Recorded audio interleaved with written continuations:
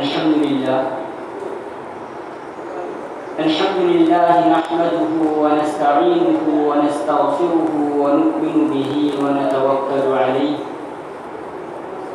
ونعوذ بالله من شرور أنفسنا ومن سيئات أعمالنا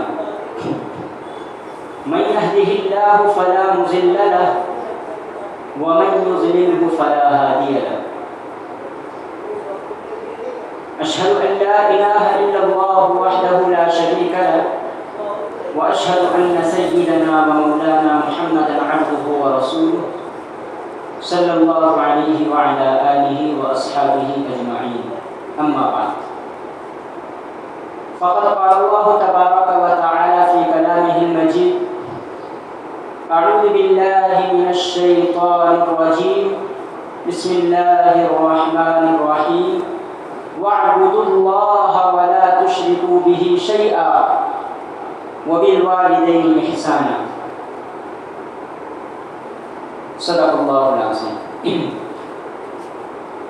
وقال النبي صلى الله عليه وسلم لا يجزي ولد والدا إلا أن يجده مملوكا فيشتريه فيعتقه أو كما قال عليه الصلاة والسلام.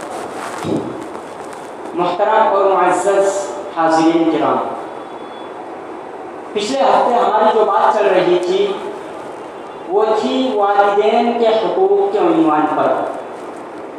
وقت کی کمی کی وجہ سے عنوان اور موضوع مکمل نہیں ہو سکا تھا، اس لیے آج کا بیان بھی انشاءاللہ والدین کے حقوق اسی عنوان پر ہوگا. دیکھیے، اللہ تبارک و تعالیٰ نے حقوق العباد میں سے والدین کے حق کو بہت اہمیت دی ہے، بہت زیادہ تاکید والدین کے حقوق کی بیان کی گئی ہے. چنانچہ قرآن کریم کی کئی آیتوں میں والدین کے حقوق کو ادا کرنے کے لیے کہا گیا ہے. اسی طرح احادیث مبارکہ کے اندر بھی والدین کے حقوق اس کثرت سے بیان کیے گئے ہیں کہ آدمی جب ان کو دیکھتا ہے، پڑھتا ہے اور سنتا ہے تو تعجب میں پڑ جاتا ہے کہ اللہ اکبر، والدین کے اس قدر حقوق. چنانچہ اللہ تبارک و تعالیٰ نے قرآن کریم کے اندر اپنے حق کے ساتھ، اپنی عبادت کے ساتھ والدین کے ساتھ حسن سلوک کرنے کو کہا ہے. وَقَضَىٰ رَبُّكَ أَلَّا تَعْبُدُوا إِلَّا إِيَّاهُ، آپ کے پروردگار نے فیصلہ کر دیا، حکم دے دیا، اللہ تعبدوا الا ایاہ، کہ عبادت کسی کی نہیں کی جائے گی الا ایاہ، سوائے اللہ تبارک و تعالیٰ کے. وبالوالدین احسانا، والدین کے ساتھ حسن سلوک کرو. اپنی عبادت اور اپنی بندگی کے ساتھ والدین کے حقوق کو اور والدین کے ساتھ اچھا برتاؤ کرنے کو اللہ تبارک و تعالیٰ نے کہا ہے. فوراً اپنی بندگی کے فوراً بعد. اس کی وجہ یہ ہے کہ والدین اور اللہ تبارک و تعالیٰ ان دونوں میں تھوڑی سی مناسبت ہے. وہ یہ کہ اللہ تبارک و تعالیٰ انسان کو پیدا کرنے میں حقیقی سبب ہے، اثر پیدا کرنے والے اللہ تبارک و تعالیٰ ہیں، سبب حقیقی اللہ ہے، لیکن سبب مجازی وہ والدین ہیں. یعنی ظاہری سبب والدین بنتے ہیں ہماری دنیا میں آنے کا اور ہمارے وجود کا. تو اس لیے اللہ تبارک و تعالیٰ نے اپنی بندگی کے ساتھ، اپنی عبادت کے ساتھ والدین کے ساتھ حسن سلوک کو، والدین کے حقوق کو بیان فرمایا. اتنی تاکید کے ساتھ قرآن کریم میں تقریباً 4 مقامات پر صراحت کے ساتھ آیا ہے. اور لفظ کیا ہے؟ وَوَصَّيْنَا الْإِنسَانَ، انسان کو وصیت کی ہے. وصیت کس کو بولتے معلوم؟ جب کسی آدمی کے انتقال کا وقت قریب ہو، وہ جو وصیت کرتا ہے وہ جو کچھ کہہ کر جاتا ہے کہ بھائی میرے مرنے کے بعد آپ کو یہ کام کرنا ہے، اس کو وصیت کہا جاتا ہے، چونکہ وہ آدمی اس کو غور سے سنتا ہے، چونکہ وہ اس کے آخری کلام ہوتے ہیں اور آخری بات ہوتی ہے، اور اس کے انتقال کے بعد وہ کام ہم کو کرنا ہوتا ہے، تو آدمی اس کو غور سے سنتا ہے، یہ وصیت ہے۔ تو اللہ تبارک و تعالیٰ نے وصیت کا لفظ استعمال کیا، وَوَصَّيْنَا الْإِنسَانَ بِوَالِدَيْهِ، اتنے حقوق کے والدین کے۔ لیکن اللہ معاف کرے، آج ہمارا حال یہ ہے کہ سب سے زیادہ اگر ظلم و ستم ہو رہا ہے، سب سے زیادہ اگر کسی کو پریشان کیا جا رہا ہے، سب سے زیادہ اگر کسی کو ستایا جا رہا ہے، تو بیچارے والدین ہیں۔ والدین ہمارے لیے پوری زندگی قربان کر دیتے ہیں، اپنی راحت کو نہیں دیکھتے، اپنے سکون کو نہیں دیکھتے۔ اگر اولاد کو کوئی تکلیف ہو جائے تو سب عیش و عشرت، سارا آرام کا ختم ہو جاتا ہے، جب تک کہ اولاد کو سکون نہ مل جائے، اولاد کو راحت نہ مل جائے۔ لیکن وہی اولاد جس کی وجہ سے ماں باپ نے رات کی نیند قربان کر دی، پوری رات جاگ کر گزاری، وہی اولاد جب بڑی ہوتی ہے تو ہونا تو یہ چاہیے تھا کہ جس طرح انہوں نے بچپن میں ہمارے ساتھ سلوک کیا ہے، ہم بالکل اسی طرح کا سلوک ان کے ساتھ کرتے، لیکن اس کا الٹا ہم دیکھتے ہیں اور اللہ معاف کرے کرتے ہیں۔ چنانچہ یہ جو آیت ہے وَقَضَىٰ رَبُّكَ أَلَّا تَعْبُدُوا إِلَّا إِيَّاهُ، اس کی تفسیر میں حضرت مجاہد علیہ الرحمہ فرماتے ہیں کہ اگر والدین کے سامنے یہ نوبت آ جائے، والدین اگر اس علم کو پہنچ جائیں کہ وہ اپنا کام نہیں کر سکتے، اور یہاں تک پہنچ جائے کہ آپ کو ان کا پاخانہ اور پیشاب صاف کرنا پڑے تو بھی آپ کو کرنا ہے، کیوں کرنا ہے؟ جب ہم چھوٹے تھے، جب ہم ہر 2 منٹ پر نہ جانے دن میں کتنی مرتبہ پاخانہ اور پیشاب کرتے تھے، تو انہوں نے بلا چون و چرا کے، بغیر کسی نفرت کے، محبت میں سب صاف کیا ہے۔ رات کو اگر ہم پیشاب کر دیتے تھے تو ہم کو سوکھی جگہ میں سلایا جاتا تھا، ہمارے والدین ہم کو سوکھی جگہ میں سلاتے تھے اور خود گیلی جگہ میں سو جاتے تھے۔ تو اس کا حقوق کی ادائیگی کا طریقہ یہ ہے کہ جس طرح سے انہوں نے ہمارے بچپن میں ہمارے ساتھ کیا ہے، ہم جب وہ کمزور ہو جائیں، جب ان کو ہماری ضرورت پڑے خدمت کی، تو ہم ان کی اسی طرح خدمت کریں جس طرح انہوں نے ہماری بچپن میں خدمت کی تھی۔ دیکھو، جب والدین بڑے ہو جاتے ہیں، بڑھاپے کے علم کو پہنچ جاتے ہیں، تو ان کے اندر ایک طرح کا چڑچڑاپن پیدا ہو جاتا ہے جو کہ اولاد کو پسند نہیں آتا۔ لیکن اسی لیے قرآن کریم میں بڑھاپے کی قید لگائی گئی ہے، اِمَّا يَبْلُغَنَّ عِندَكَ الْكِبَرَ۔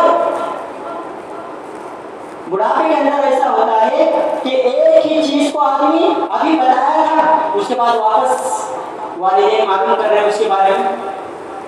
کبھی ایسا تو ہوتا ہے کہ ہم نے والدین کو کھانا کھلایا ہے، لیکن کوئی مہمان آ گئے اور ان کے سامنے کہہ دیا کہ آج مجھ کو کھانا نہیں ملا، یہ یعنی بھولنے کی بیماری ان میں ہو جاتی ہے۔ قرآن کریم میں بھی اس کا تذکرہ ہے، لِكَيْ لَا يَعْلَمَ بَعْدَ عِلْمٍ شَيْئًا، ارسل عمر، اس سے پناہ مانگی گئی ہے۔ یعنی ارسل عمر میں آدمی ایک چیز معلوم ہو جاتی ہے لیکن تھوڑی دیر کے بعد بھول جاتا، ایسا لگتا ہے کہ اس کو یہ معلوم ہی نہیں ہے۔ تو اگر والدین اس علم کو پہنچ جائے، اگر وہ ہماری کسی کے سامنے برائی کر رہے ہیں، اور یہ یاد رکھیں کہ والدین کبھی بھی اولاد کا برا نہیں چاہتے، بڑھاپے کی وجہ سے کبھی کبھی ہو جاتا ہے، لاعلمی کی وجہ سے، تو اس پر ہم صبر کریں۔ آج یہ والدین کے ساتھ کتنا ہی حسن سلوک کر لے، کتنی بھی ان کی خدمت کر لے، لیکن وہ والدین کا بدلہ نہیں چکا سکتا۔ ایک آدمی والدین کو لے کر جائے کانے پر بٹھا کر اور حج کرا کر لائے، طواف میں ان کو کانے پر بٹھا کر ان کو گھمائے، پھر بھی والدین کا حق ادا نہیں ہو سکتا، نہیں ہو سکتا۔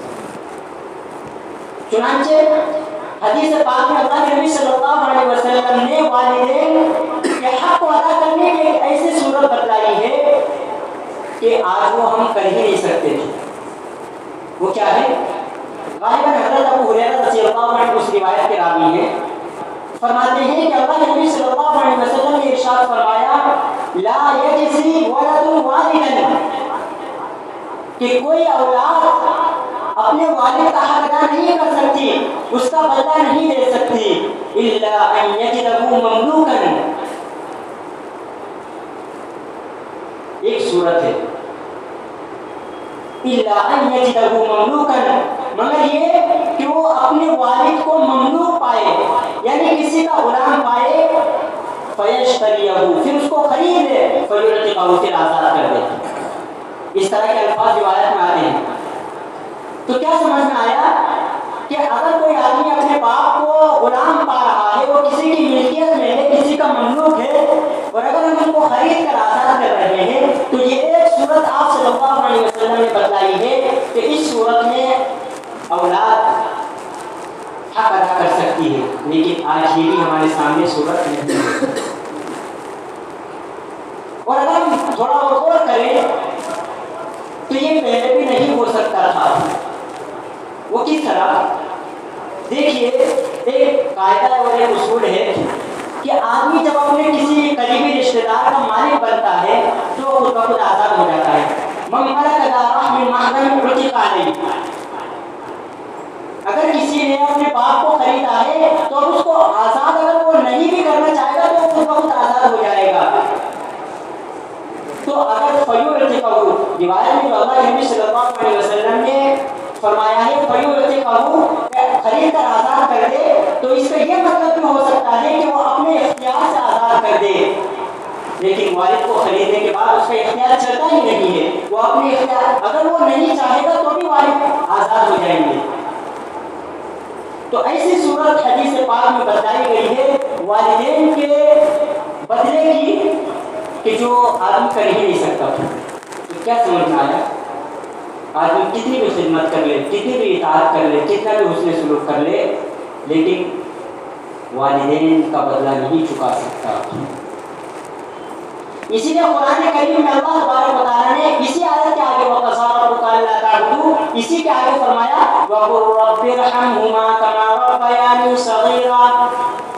اے اللہ، میں والدین کی خدمت کر رہا ہوں، والدین کی اطاعت کر رہا ہوں، ان کو ہر طرح کی راحت پہنچانے کی کوشش کر رہا ہوں، لیکن پھر بھی میں ان کا جو بدلہ ہے وہ نہیں چکا سکتا، ان کا بدلہ ادا نہیں کر سکتا.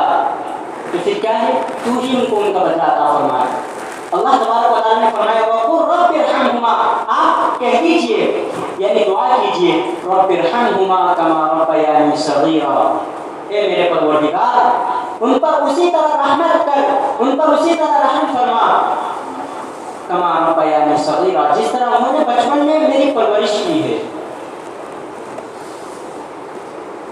دعا اسی سب سمجھ میں آیا کہ ہم والدین کے ساتھ حسن سلوک کریں، ان کی خدمت کریں، ان کی اطاعت کریں، یہ سب تو ہے ہی، لیکن ساتھ میں دعا بھی کرنا چاہیے. آج دعا ہم اپنے ہی لیے نہیں کرتے تو والدین یا دوسروں کے لیے تو دور کی بات ہے. دعا کی طرف سے ہم بہت غفلت برتتے ہیں، حالانکہ دعا مومن کا ہتھیار ہے. آج آدمی پریشان ہے، یہ پریشانی وہ پریشانی، گھر سے نکلا پریشانی شروع. آج اصل میں بات کیا ہے کہ ہم نے دنیاوی کو سب کچھ سمجھ لیا ہے. اسباب اگر ہمارے پاس ہیں تو ہم کامیاب ہیں، اسباب نہیں تو ہم سمجھتے کہ ہم ناکام ہیں. لیکن یاد رکھنا چاہیے کہ اللہ تبارک و تعالیٰ نے ہم کو ایک ہتھیار دیا ہے جس سے ہم سب کام کرا سکتے ہیں. تو پھر دعا کا اہتمام کرنا چاہیے. والدین کے ساتھ حسن سلوک بھی کرنا ہے اور ان کے لیے دعا بھی کرنا ہے. دیکھو والدین کے ساتھ آدمی کتنا ہی برا کر لے لیکن والدین زیادہ دل پر نہیں لیتے، معاف کرے. اگر آدمی چاہے ان سے معافی مانگنا تو آسانی سے معاف کر دیتے ہیں. ایک واقعہ سنا کر میں اپنی بات کو ختم کروں گا. حضرت مولانا پیر ذوالفقار نقشبندی، ان کی کتاب خواتین کے لیے تربیتی بیانات، اس طرح کتاب کا کچھ نام ہے.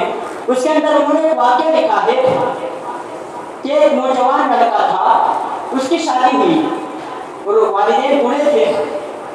اب شادی کے بعد نوجوانی کا عالم تھا، بیوی گھر میں تھی، تو بیوی کو والدین کے ساتھ رہنا اچھا نہیں لگتا تھا. چنانچہ اس نے شوہر کے ساتھ ناراضگی سے رہنا شروع کر دیا. شوہر نے پوچھا کیا بات ہے، آپ ناراض کیوں رہتے ہیں؟ اس نے کہا کہ میں تمہارے ساتھ تو رہ سکتی ہوں لیکن تمہارے جو بوڑھے والدین ہیں ان کے ساتھ نہیں رہ سکتی. اگر آپ مجھے کہیں دوسری جگہ پر لے جا کر وہاں رکھیں اور آپ بھی میرے ساتھ رہیں تو میں تمہارے ساتھ خوشی سے رہوں گی، میں یہاں نہیں رہ سکتی. لہٰذا نوجوانی کا عالم تھا، بیوی کے چکر میں وہ چلا گیا، والدین کو چھوڑ دیا. اور اس بیوی نے یہاں تک کہہ دیا کہ اگر تم والدین کے ساتھ رابطہ رکھو گے تو میں تم سے رابطہ نہیں رکھوں گی، یا تو وہ یا میں. ویسے ٹائم پر آدمی غور و فکر میں پڑ جاتا ہے. ایسے ٹائم پر ہم کو علماء سے رجوع کرنا چاہیے کہ بھائی اب اس صورت میں ہم کو کیا کرنا چاہیے. ہم خود سے فیصلہ کر رہے تھے، نتیجہ یہ ہوتا ہے کہ ہم برائی کی طرف چلے جاتے ہیں. تو خیر وہ چلا گیا اور اس کو سعودی عرب میں جاب ملی، نوکری ملی. اب جب وہ سعودی عرب میں پہنچا، بیوی بھی سعودی عرب میں، وہ خود بھی 12 سال گزر گئے. 12 سال کے اندر ہر سال وہ حج کر رہا ہے، طواف کر رہا ہے. ایک مرتبہ طواف کر رہا تھا، ایک بزرگ بھی طواف کر رہے تھے. تو طواف کے بعد اس نے ان بزرگوں سے پوچھا کہ مجھے ایک بات بتلاؤ، میں نے 12 حج کیے اور سینکڑوں عمرے کیے، لیکن کیا بات ہے کہ میرے دل میں ظلمت سی محسوس ہوتی ہے، عبادت کو جی نہیں کرتا. تو انہوں نے کہا آپ غور کرو کہ آپ نے کسی کا دل تو نہیں دکھایا. اس نوجوان نے جب غور کیا تو اس کو معلوم ہوا کہ ہاں میں والدین کو چھوڑ کر آیا ہوں، ان کو ناراض کر کے آیا ہوں. چنانچہ اس نے ارادہ کیا، ان بزرگ نے کہا کہ آپ جاؤ، پہلے والدین کو راضی کرو، ان سے معافی مانگو، اس کے بعد اب یہ حج اور عمرے کرنے کی ضرورت نہیں، پہلے وہ کام کرو اس کے بعد حج عمرہ کرنا. چنانچہ اس نے ٹکٹ بنوایا اور وہ اپنے گاؤں پہنچا. جب وہ گاؤں میں پہنچا 12 سال گزر چکے تھے، کوئی خیر خبر نہیں، والدین کا کیا حال ہے، والدین کیا کر رہے ہیں، کھانے پینے کو ہے نہیں، کچھ پتہ نہیں. 12 سال کے بعد پہنچا، ایک آدمی سے پوچھا کہ بھائی اس طرح سے ایک گھر ہے، وہ جو بھی پوچھا ہوگا تو اس آدمی نے ان کو نہیں پہچانا. تو اس آدمی نے کہا کہ بھائی اسی طرح سے وہاں وہ رہتے ہیں، ان کا ایک نوجوان لڑکا تھا، وہ بیوی کے چکر میں بیوی کے کہنے میں آ کر چلا گیا اور ان کو اکیلے چھوڑ کر چلا گیا. چنانچہ وہ گھر پر پہنچا، وہ سوچ رہا تھا اب اس دوران یعنی 12 سال کے اندر والد کا تو انتقال ہو چکا تھا، صرف والدہ باقی تھی. اب وہ سوچ رہا تھا کہ اب میں گھر پر جاؤں گا تو میری امی مجھ کو کبھی معاف نہیں کرے گی، کیونکہ میں نے 12 سال میں ان سے ایک کانٹیکٹ بھی نہیں کیا، ایک مرتبہ بات بھی نہیں کی. لیکن قربان چاہیے ماں کی محبت پر. جب وہ گھر میں پہنچا اور ماں نے آہٹ سنی تو ماں نے پوچھا کون ہے.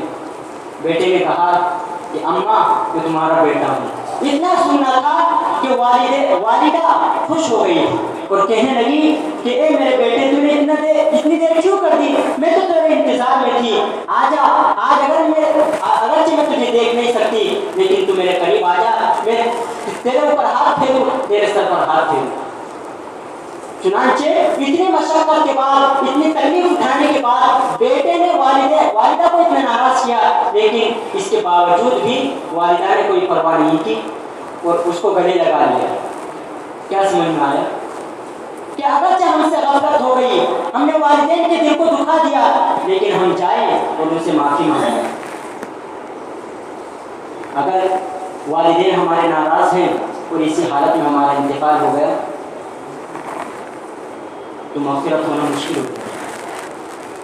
اس لیے آج ہی سے ارادہ کریں کہ اگر ہمارے والدین ہم سے راضی ہیں تو اس ناراض ہیں تو ہم ان سے معافی مانگیں اور آج ہی سے ان کو راضی کرنے کی مکمل کوشش کریں، ان کی خدمت، ان کی اطاعت، اور جس طرح وہ کریں اس طرح سے ہم زندگی گزارنے والے بن جائیں. اللہ تبارک و تعالیٰ سے دعا ہے کہ ہم سب کو والدین کا فرما بردار بنائے، والدین کو راضی کرنے کی، والدین کی خدمت کرنے کی توفیق عطا فرمائے، والدین کی ناراضگی سے ہماری حفاظت فرمائے. وآخر دعوانا الحمد للہ رب العالمین. جن احباب کی سنت باقی سنت ہے.